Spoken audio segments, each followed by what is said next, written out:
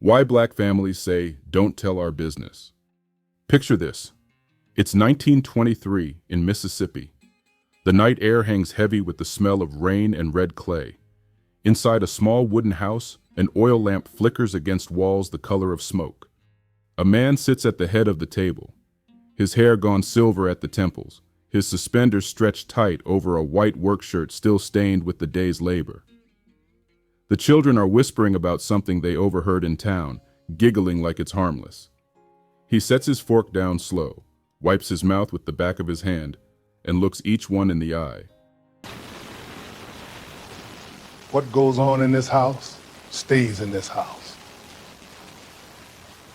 Scope News presents a deep dive. Silence falls like a blanket. The only sound left is the rain tapping against the window. That sentence would be repeated for generations, from shotgun shacks to city apartments, from the Deep South to Detroit. It wasn't just a saying, it was law. Spoken not from paranoia, but from knowledge. Because this was a time when one wrong word could bring white men with badges or ropes to your door before sunrise. When a family's dignity could be torn apart by gossip, or a child's slip of the tongue could cost someone their life. In 1923, keeping quiet was a skill you learned early. A glance could replace a warning, a nod could end a conversation, and everyone understood what that silence meant. It meant protection.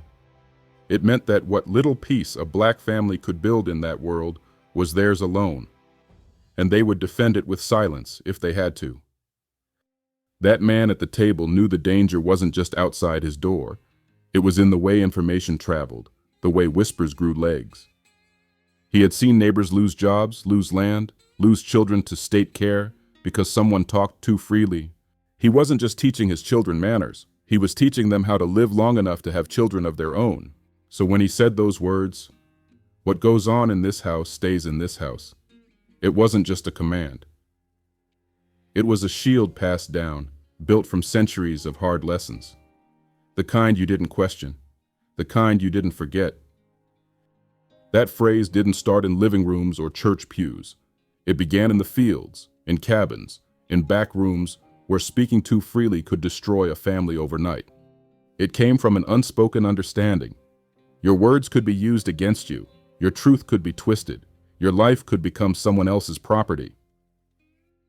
When slavery ended, the habit didn't. It evolved. Jim Crow kept the same eyes watching, only now they wore badges instead of plantation coats. A simple police visit could shift from a question to a raid without warning. Black families understood that explaining too much could lead to them dying, so they said little. They trusted less. What you told the wrong ear could find its way to the sheriff, and what the sheriff learned could bury your kin before dawn. Then came the doctors, the social workers, and the case files. The 20th century had new tools for intrusion. Under the banner of science, states like North Carolina and Virginia began sterilizing black women without permission. Hospitals questioned mothers about how many children they had, how they raised them, and if they could afford another. One nurse's report, one neighbor's complaint, one teenage pregnancy whispered to the wrong person, and a family line could quietly disappear. So people stayed quiet. They kept pregnancies hidden, renamed children, moved towns overnight. The silence wasn't shame. It was armor against a country that liked to call control care. Take the story of Fannie Lou Hamer, a sharecropper from Mississippi who went to the hospital for surgery in 1961 and came out sterilized without her consent. The doctors called it a Mississippi appendectomy, a cruel nickname used for the secret hysterectomies performed on poor black women across the South. When Hamer spoke out later, she revealed that many women in her community were too afraid to say anything, too scared of losing their jobs or being labeled troublemakers. Her bravery cracked open a truth many already knew, but rarely said out loud. That silence wasn't always willing. It was survival. Families had whispered warnings for years.